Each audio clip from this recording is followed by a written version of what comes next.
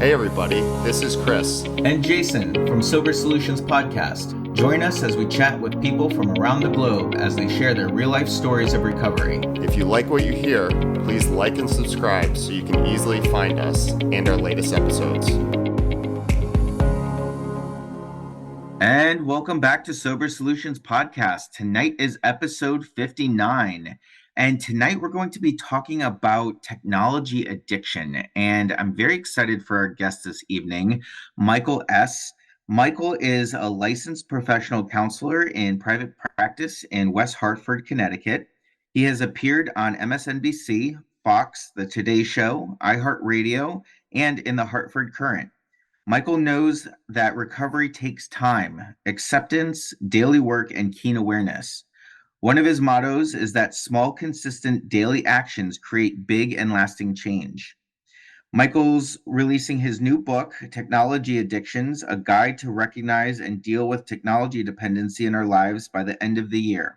Technology is another of Michael's passions. He is the president and CEO of the technology firm Shell B, which was founded in 2006.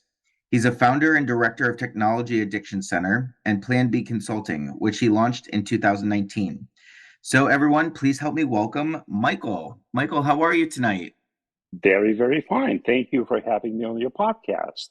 Absolutely. Well, your topic this evening around technology addiction is very interesting to us. We have skirted the issue a little bit on previous episodes, and I'm really glad that we're able to talk about this in a much deeper way. So before we get into all of that, can you just tell our listeners a little bit more about you and your journey in recovery? Yes, of course. And thank you very much again for having me on.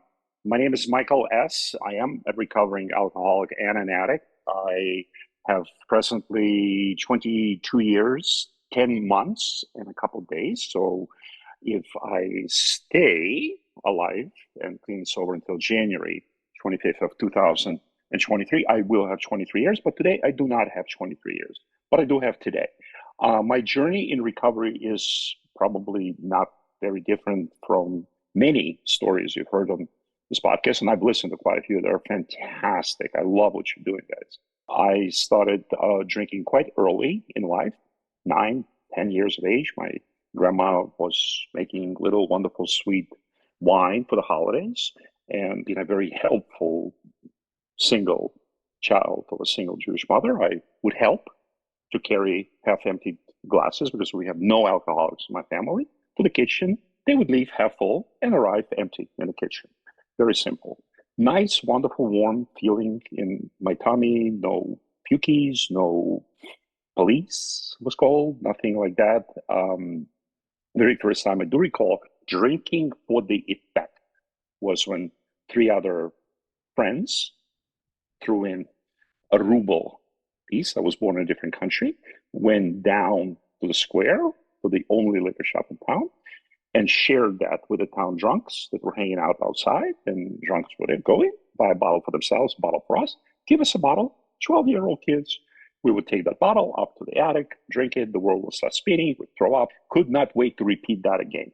I was 14, I emigrated from USSR, came to the United States, just turned 15, ended up in college as a freshman at 16 and a half, found my people very quickly, was introduced to weed, marijuana, started smoking weed, drinking, started dating an amazing young lady. And she was my girlfriend for 4 years in school. I was a computer science major. She was a psychology major. Within 6 months, we dated for 4 years. Within 6 months of dating each other, Nancy suggested to me for the first time ever, anyone did that, said, Mike, you're a great guy, really, a lot of fun, but you don't drink normally. You definitely need to go and talk to somebody about your drinking. It's not normal what you do. And in order to keep my girlfriend, I did go to a counselor. And I spoke to the counselor, and I lied to the counselor. And the question was like, so how much do you drink? And, I don't know, 2, 3 beers, like daily. No, like, monthly. It's probably like 24 empties in my car from the night before. So a lot. And in 1987, I graduated college in 85, got a job, moved out right away because who wants to be smoking weed and drinking, living with the parents? Nobody wants that. And I'm not quite 20 yet, but making good money on Wall Street, working for Merrill Lynch.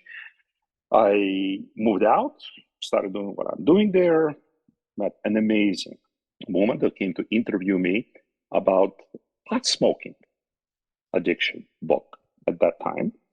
We met in Pot Smokers Anonymous. And 5 days later, I asked this woman to be my wife, to which she responded, "It'll be all right." That was her response. You cannot make this stuff up, folks. You really can't. That was her response.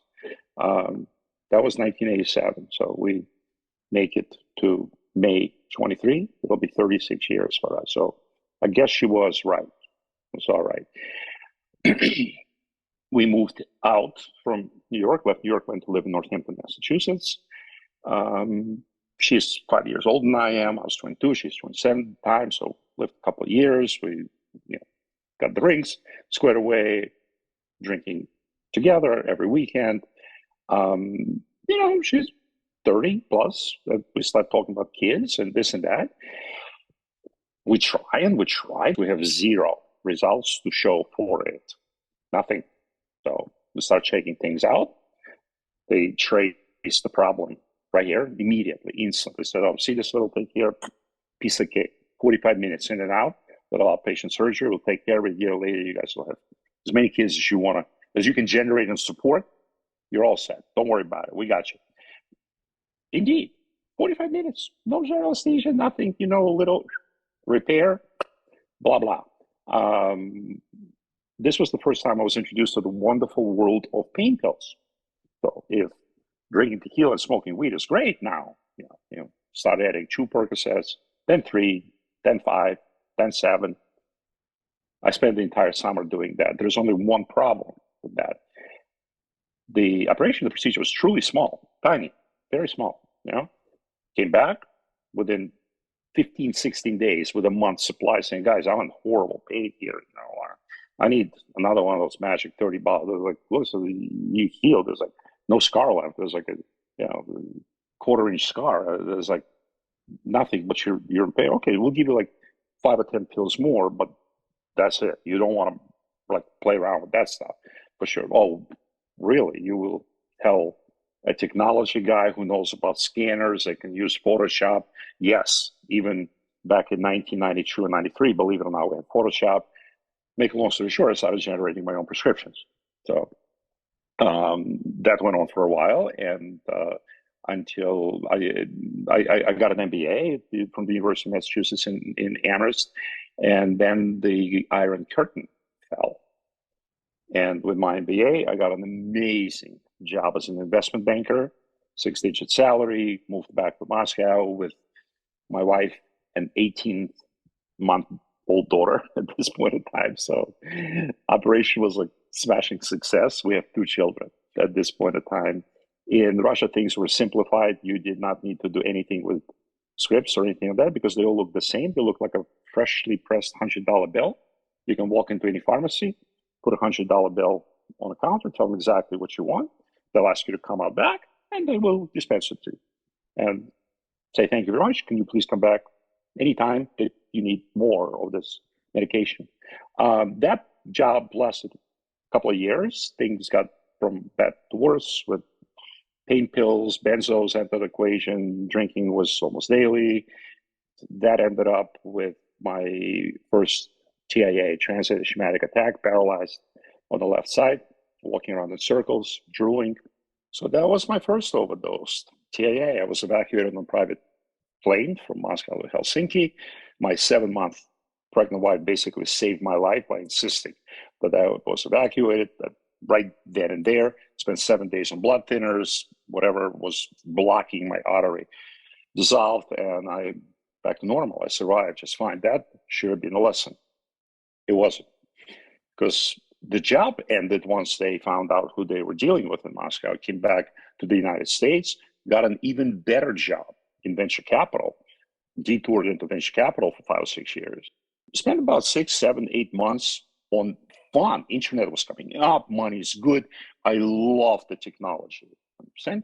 Once I figured out that I could do jobs basically with my eyes closed, I went right back to manufacturing my own prescriptions, leading lunches, taking down a few nibs, smoking a joint, popping a few pills, manufacturing strips again. That lasted for another few years until, we think we're so smart, really. We think we're so freaking smart that in December of 1997, I simply forgot to, one script was no longer enough for 120 Vicodins. I had to get multiple scripts, and I forgot to change the number. You cannot have the same script with the same number going to two different pharmacies. I forgot to change it. So one pharmacy dispensed 120 Vicodins to me as before. The second pharmacy had two boys in blue with handcuffs waiting for me, and Rocky Hill Police Department took me in.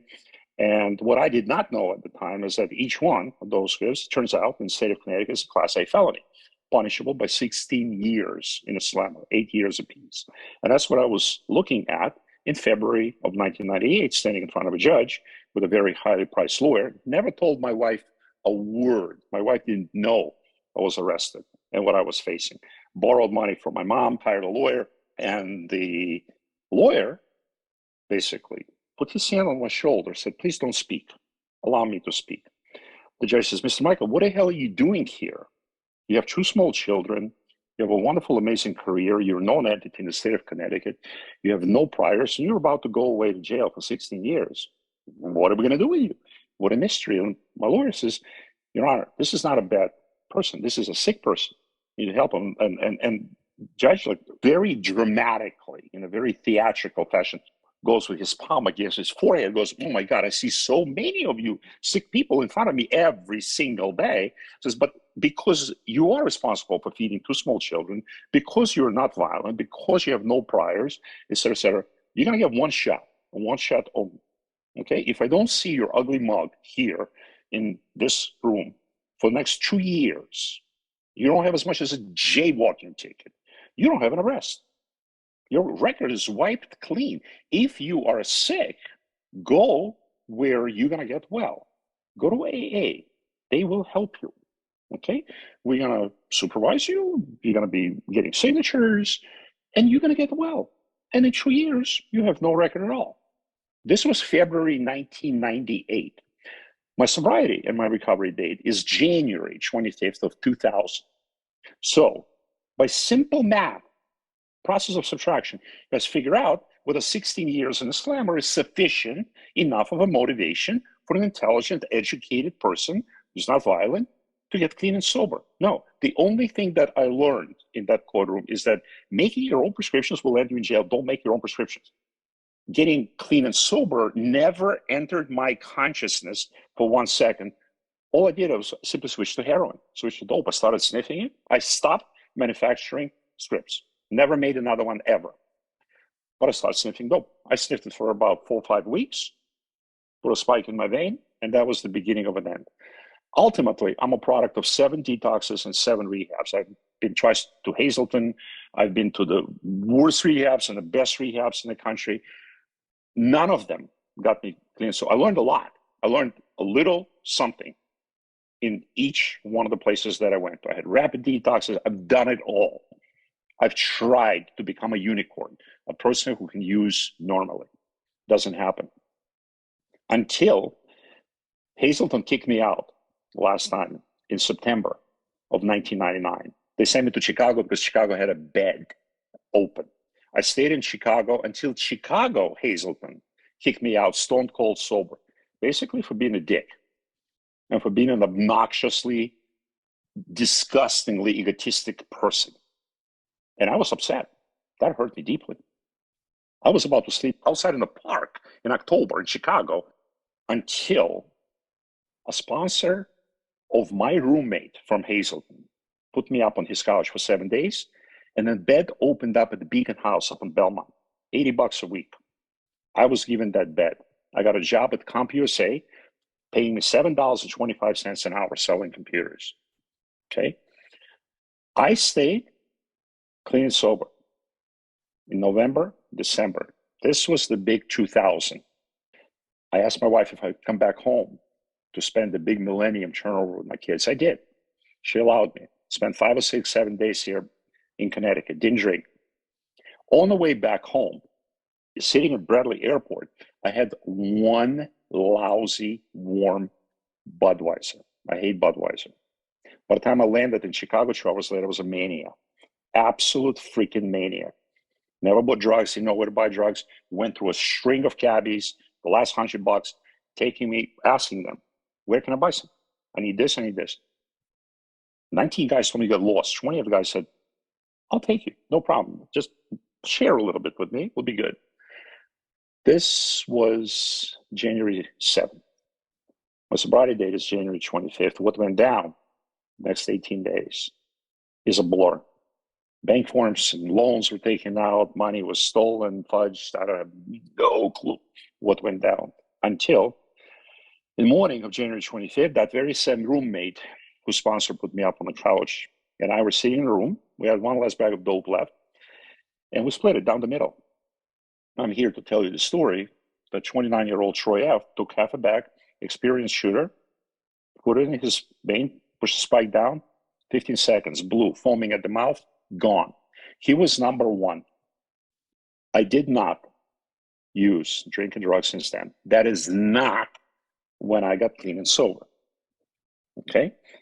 7 days later was his funeral in Chicago. He was from a very wealthy Texas family. His father was one of us. His father had 3 years in this program. His father shot himself on Christmas Day. Troy came back with a bundle of syringes and no desire to live whatsoever. 30 days later, he succeeded. He died.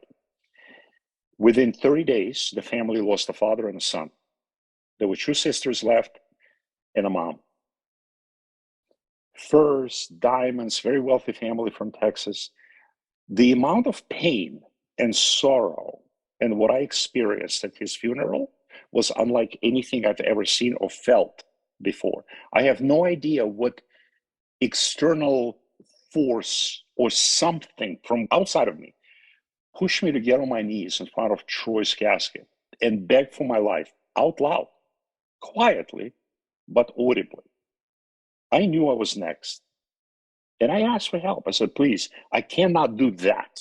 I cannot cause that much pain to my mom, my wife. I don't want to leave 2 kids as orphans. I love them very much.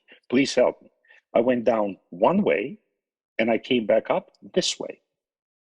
I don't know what changed, some sort of a light switch. I didn't even know I had a light switch. Never mind that it worked. I went down one way, a light switch said, okay. Turned on and I came up, said, knowing that I don't have to use today. So long as I go to a meeting, I work the steps, I got a sponsor. This person over here, he took me through the steps. I spent a year in Chicago, came back to Connecticut, got a sponsor here, sight unseen, via phone from Chicago. By the time I landed 2 hours later in Connecticut, I had a sponsor here. That sponsor was with me for 12 and a half years until I lost him to lung cancer. He couldn't stop smoking. He was a great guy, Les. We'll never forget him. Before Les died, he made sure I had a sponsor, Larry W. Larry sponsored me for a number of years until Larry moved to Texas to be with his family. And I have John G. that have been sponsoring me now for another number of years. I have 22 years, 10 months, and 2 days, and give or take 21 hours, clean and sober. Not a drink, not a drug, have entered my system in the last 22 years and 10 months. I got involved in service. I sponsor people. I go to 6 meetings each day. Now we have Zoom. I go 5 days on Zoom, 1 day to my home group. I'm very, very active in the program. This changed my whole life. I only know technology and I only know addiction. Technology, addiction have become the intersection and career. I went back to school at 50. I got a degree in psychology. I was able to pass the test first time around. I got licensed and I've been a therapist and a licensed professional counselor in the state of Connecticut for a number of years now, working with people like myself, others, and I specialize in technology addiction because that subject is really something that fascinates me. And I'm very interested in it and I can't wait to talk about it. That's my story. Thank you, Mike. That was a great story. I really like the quote from the judge. This is not a bad person. This is a sick person. I've heard that a lot of times. It's true. A lot of people think it's a moral deficiency when people are addicted to drugs. So it's amazing that you got your one more shot. And what's even more amazing is you were facing countless years in jail, and that still didn't get you sober. It took, and I'm really sorry to hear about your experience with Troy and his passing, but it took this life event, like their actual life, to get you clean and sober. It's good that you're sitting down because that count, that unfortunate count as of last week, stands at 64. Less than 23 years, I put 64 people in the ground that were close to me. My own brother took his own life in 2004. He was one of us. So that number is mind-boggling. What this disease kills people. And it's not only drugs, it is behaviors, gambling, technology, porn, shopping. You would be amazed. Addiction is addiction, whether it's substance or process. And I will talk more about it as the podcast goes on. Yeah, speaking of other addictions, the focus on this episode is technology addiction. So, can you go into how you got into technology addiction and kind of what types of addiction that really entails? When I think of technology addiction, I think of gaming or social media, and maybe porn. Kind of walk us through how you got into it and what you focus on.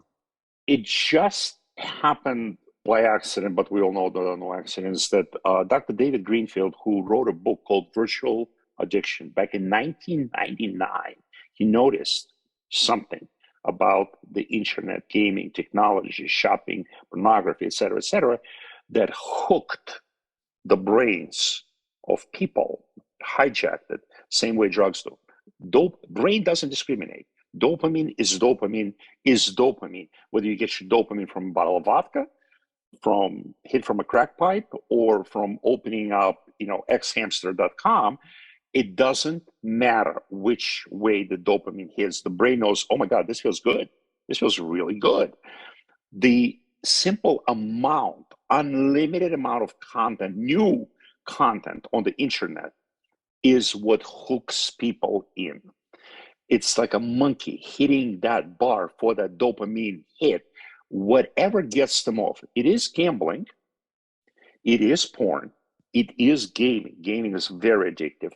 It is countless hours spent on YouTube, Hulu, HBO, social media, what, just countless hours lost looking for the next fun thing on the internet. Next thing. Hours are gone. Okay. Dr. Greenfield and I, to this day, continue and work together. He inspired me to go back to school. He's my mentor. And this is why I landed this career. This is an intersection of what I love, technology, or what I know, what I love, technology and addiction. That's it. What else do I know? That's how I got into it. And we're still working together. I totally get the obsessive nature of technology. As we were talking about this, and as you were sharing your story and what you were just talking about, that constant clicking, I was thinking about my own technology use, especially when I was actively using. I would refresh my Facebook, refresh my Instagram, be on some porn site, and like all of that, all of the time. And it would be obsessively so that I wouldn't answer phone calls from friends or family, or I wouldn't want to go out anywhere because I wanted to see what was going on Instagram or like whatever. And, now, I mean, I was just thinking about how the clickbait on Facebook is geared for you to hit that quick button. 100%. The marketing aspect behind this is really geared for you to keep clicking. And I think gambling and organizations like that have moved online have started to put out this like little disclaimer: if you have a gambling problem, please call this number. But I wonder if we need one for social media too. My question for you, Michael, is have you seen an uptick in technology addiction, specifically around social media, I would say, since COVID? I mean, we're not out of the woods of it yet, but like that was a big time where, addiction in general skyrocketed. The short answer is yes, of course, because I was in practice before COVID and then COVID hit. Actually, I have a book coming out in December. I obviously, for obvious reasons, the book was always designed to be 12 chapters long. We have 12 steps, there are 12 chapters in the book for a reason. COVID changed that. There are now 14 chapters in the book because what I've noticed, what I received, and the way my practice exploded during and now it's just continuing to grow by leaps and bounds because the social infrastructure, the social media is but just one vector within that. There's a much bigger meta level of a problem here, especially for younger people, younger generation that are conditions, a natural thing for us to have peers, to have friends, to socialize, to go hang out, to do stuff together. That's been ripped away. Most formidable young years and teenage years have been forced basically into isolation behind the screens. The screens have become their everything. Social outlet, entertainment outlet, porn outlet, gambling outlet, study outlet, right? So what young people ended up doing is combining multiple screens, a Chromebook with a teacher droning at them that they have on mute and the lid have closed while they are playing, Gears of War over here and they're watching some adult material over there, and then they're ordering pizza over on this side, right? And then what's on Amazon, let's stream something off of Amazon or Hulu over on this screen. 3, 4 screens going at the same time, and that's not enough stimulation to make up for the loss of peer interaction. There's a lot of anxiety, there's a lot of depression, there's a lot of difficulties reconnecting, re-entering normal physical IRL interaction. Screens are safe. Screens, there is an element that we control where we go, what we see, what we click on. We feel in control. Out in the big world, there is no feeling. It's unpredictable. Young people want to feel in control. Therefore, they end up staying behind the screen much, much, much longer than needed. What do they always say? Please don't call me. Text me. If you want to call me about something really important, text me. You're going to call me, and maybe I'll answer the phone, but don't call me, right? That's not normal. That's not how we interact. We come and knock on the door. We call people, right? Something has shifted in a collective psyche of a population, and they are paying dearly for it right now. We don't know full effects of this epidemic yet, and that's what my last 2 chapters are about. It's so on point. I'll just make this very personal to me. I remember when I first got my first BlackBerry, and I was like, oh, I have the world at my fingertips now. And now, as I'm sitting here recording this episode with you, I have my iPhone, I have 2 laptops, I have another monitor right here to my left, I have an iPad being delivered this week. I mean, that's not to say that I also have 3 big screen TVs. My partner has his laptop and devices. Like, it just permeates our life because we feel it is so much more convenient, but I get lost in that. Perfect example of like, I can't find myself anywhere unless I use Waze. And yet paper maps worked very fine for decades, centuries even, right? It's simpler, it's easier. It's the novelty. It is what we call a roulette effect, right? The next pool is going to pay out. The very next pool of that bar is going to pay out. We're looking for a payout. So it's unpredictable, but it's there. Sometimes roulette will pay out on a pool. So it's this unpredictability which feeds into this addictive cycle.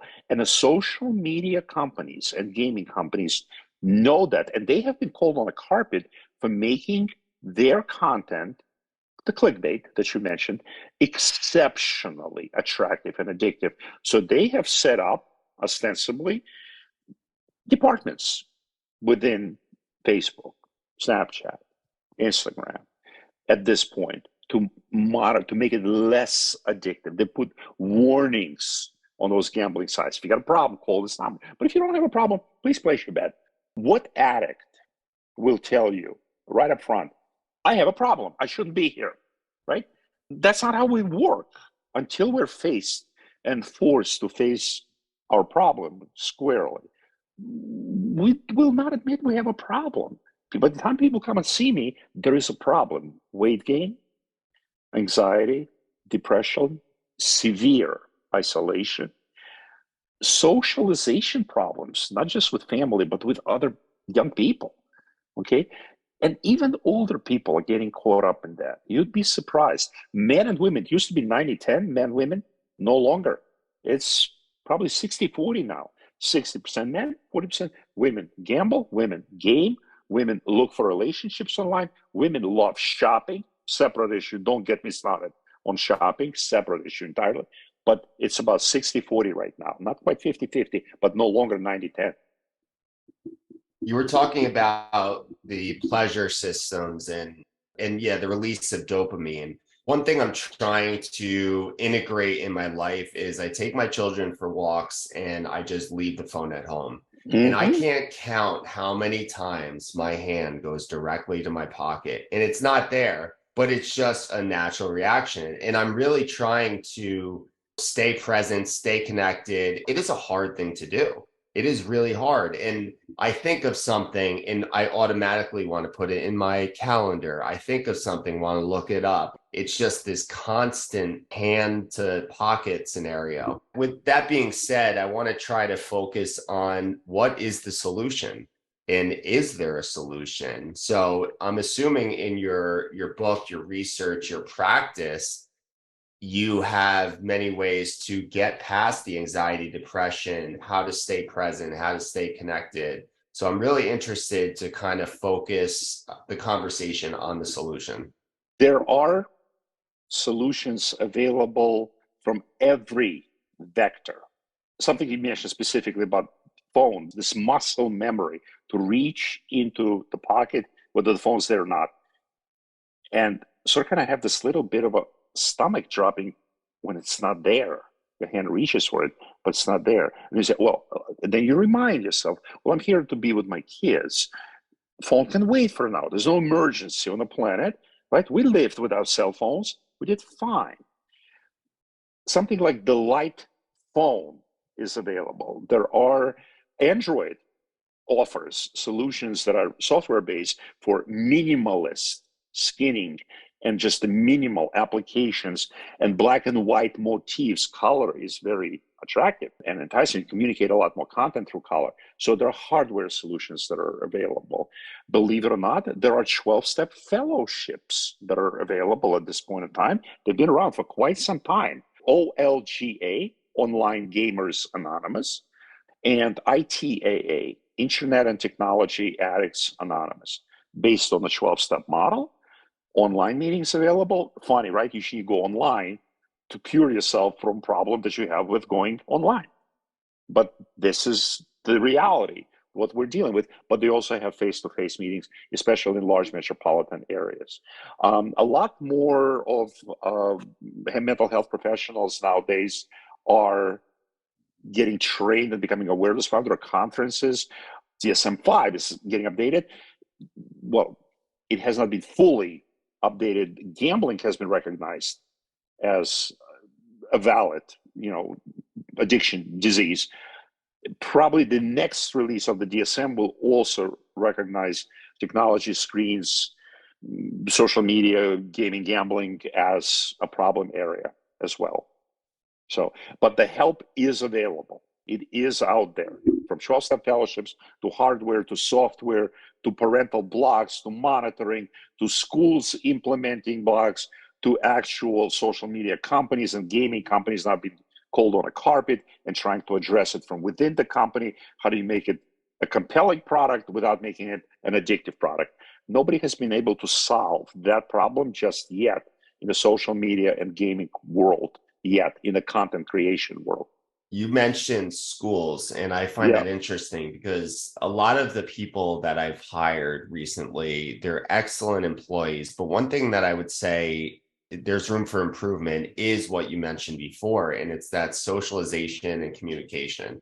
I was never, I would say, the smartest or the best at my job, but one thing I did excel at was communication. I was able to talk to people. I was able to hold a conversation, look someone in the eye, and listen. Right, and that's one thing that I find that is lacking in a lot of the people that I've recently hired. Now, I don't want to be one of those older people that says, the younger generation.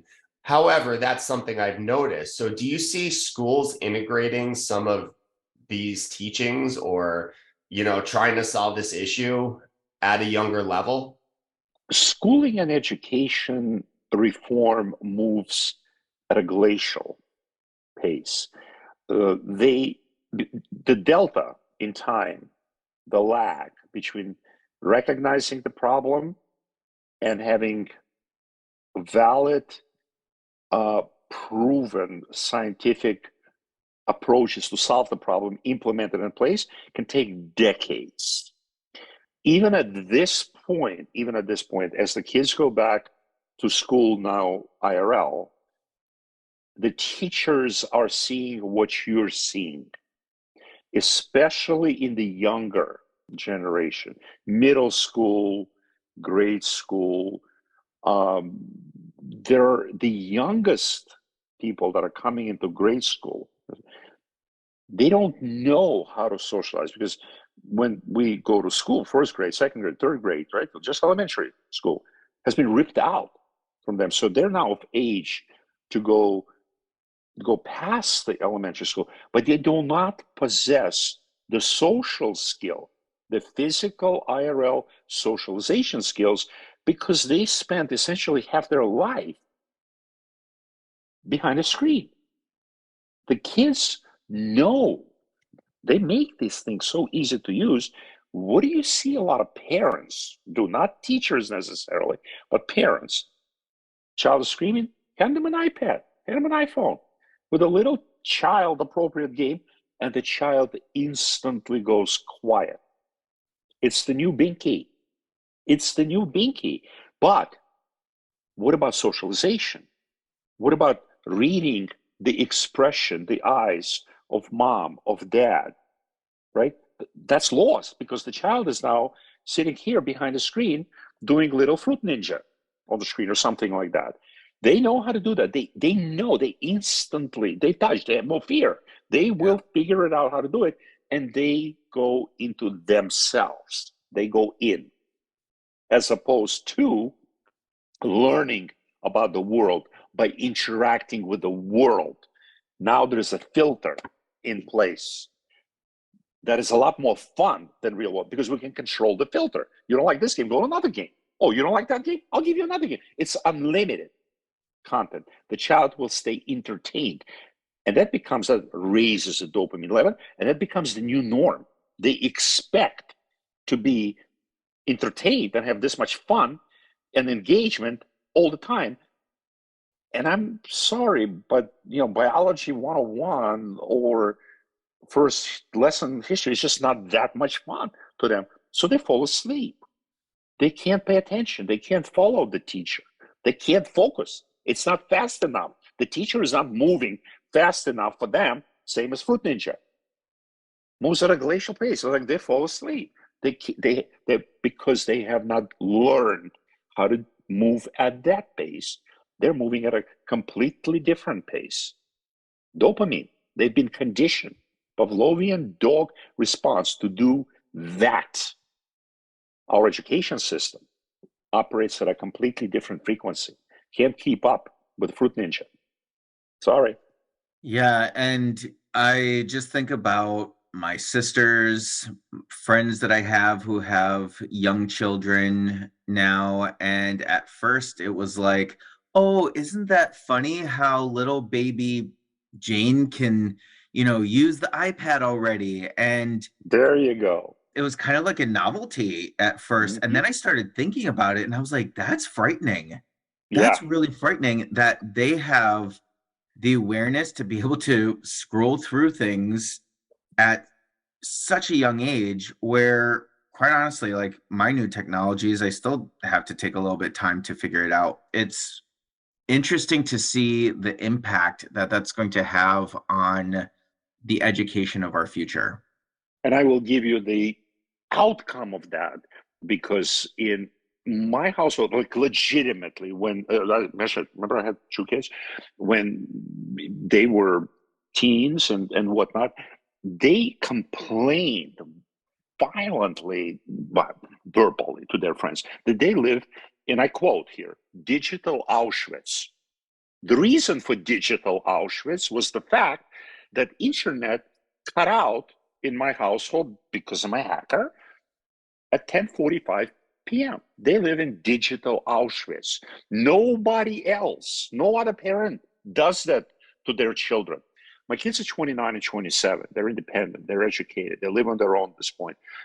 They come back and say, Dad, thank God, man, that you were, you made us socialize and you left us without technology, and we were able to put in Harry Potter tape and listen to it as a family in front of a fire, right? They're different young people. They are young people, 29, 27, but they're very different from their peers who had unlimited internet and still do. They are very different but they understood that later. But at the time, it was digital Auschwitz. Unfortunately, I caught a lot of flack for that. So, Michael, I love your story. I love the focus and attention that you have on technology addiction. I mean, I've only been sober for 2 years. I've been at this game for now 12 years. I was in and out of the rooms for 10 years before I quote unquote got this. And throughout these last 12 years, I haven't really gotten a sense of what technology addiction really is. And I think that if I am honest about it, there are times today that I find myself going into that realm. I'm a alcoholic, I'm a drug addict. So it makes sense, kind of like what you're saying earlier, that technology addiction is part of who I am as someone in recovery.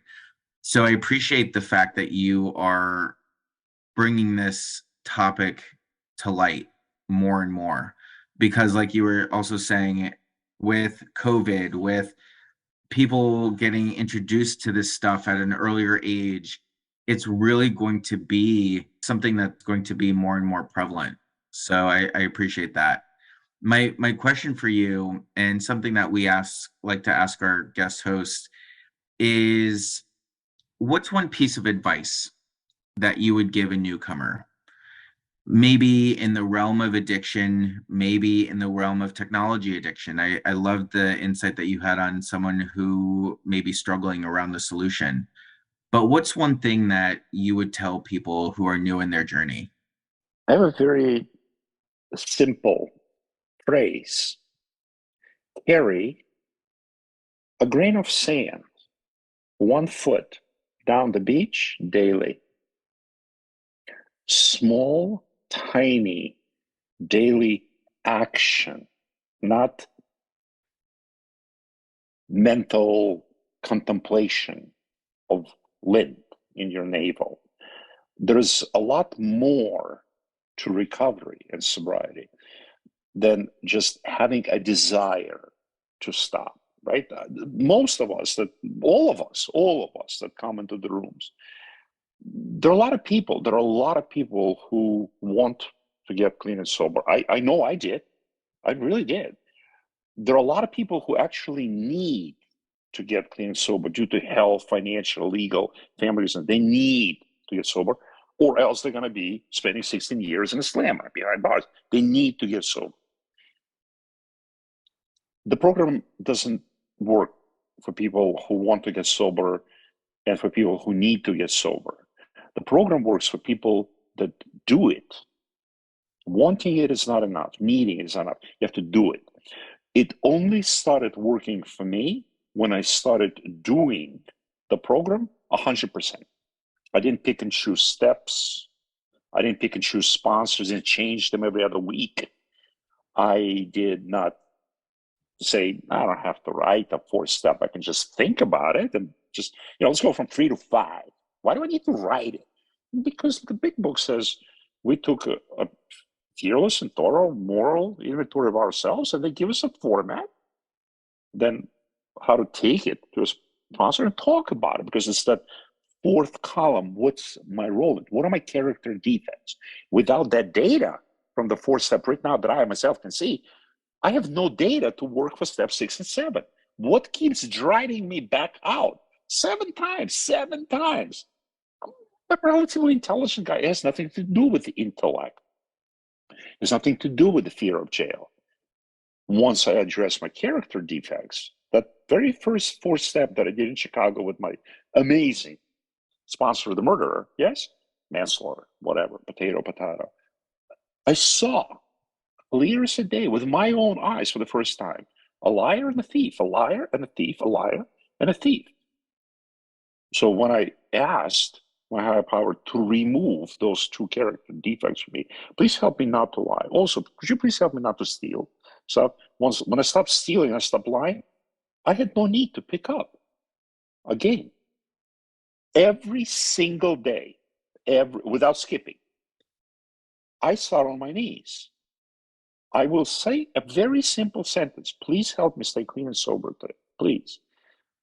It took me a year and a half until I learned 3rd step prayer by heart. I had a 3rd step prayer. It took me 4.5 years before I memorized 7th step prayer by heart. I say a 7th step prayer. I meditate. In the end of the day, then I go to a meeting, then I go to CrossFit, then I go to work. In the end of the day, I will go back out on my porch, get on my knees physically, put my face up to the moon and say, thank you very much for keeping me, audibly, for keeping me clean and sober. That process suggested to me by my sponsor the very first week, my recovery and sobriety, when you ask for help, and then you say thank you. Steps 10 and 11, review your day. When I do that, I have no struggle or any desire to go back out there. Plus, losing 64 people in 22 years is a very, very powerful lesson. Working in this field, working with people in active addiction, step 12, in a way, step 12, reminds me why I don't want to drive to North End of Hartford and pick up a bundle of dope today.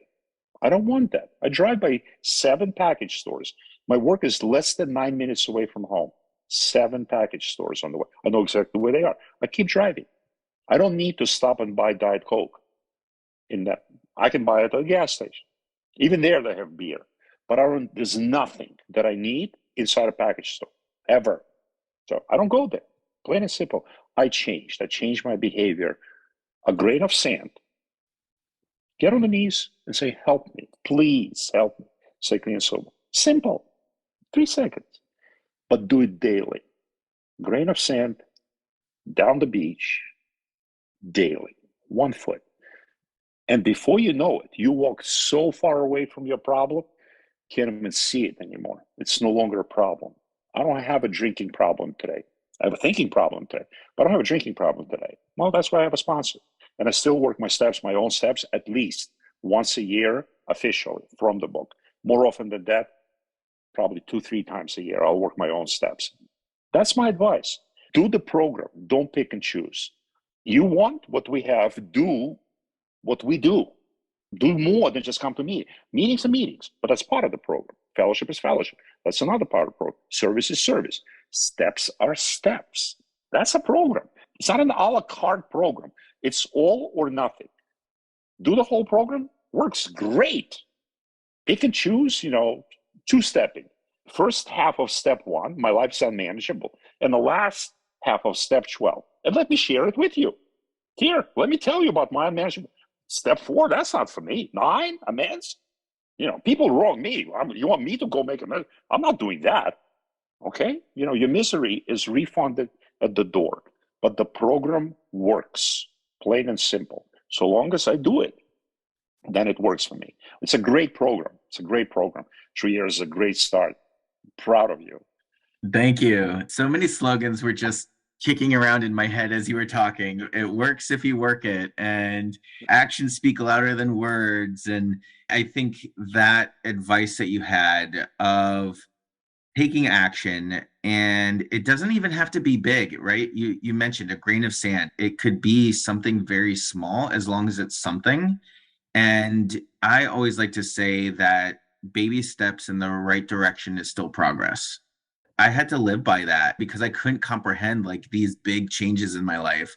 I just had to not go to the package store, like you were saying, or not call those friends, or not do those seemingly small things that turned out to be big rocks in my recovery. So, Michael, thank you so much for your time tonight. I really, really appreciate you spending your evening with us. And it was really nice to see you. Thank you very much. I listened to some of your podcasts before. You have an amazing series. You have an amazing team. And what you guys do saves lives. My wife, who is not part of the program, listened to your podcast, said, those guys are amazing. Please continue. This is so wonderful. And thank you for having me on your program. It is an honor. And it's my pleasure to be here. I'm very grateful to all of you. We appreciate you. Thank you very much. We do. And as always, each and every one of our episodes is dedicated to the still sick and suffering alcoholic and addict, especially the individual who's going to pick up for the first time tonight. Have a good night, guys. Thank you very much. Have a good night. We appreciate your liking and subscribing to our podcast. If you liked what you heard today and would like to support our podcast, feel free to Venmo $1 to our virtual basket at Sober Solutions Podcast. We want to hear from you too. If you have a comment, question, topic, or would like to come on the show, find us on Instagram, Facebook, or YouTube at Sober Solutions Podcast. Or you can shoot us an email to sobersolutionspodcast@gmail.com. Find us on Apple Podcasts and Spotify. And if you like what you've heard, make sure to subscribe, rate, and review the show.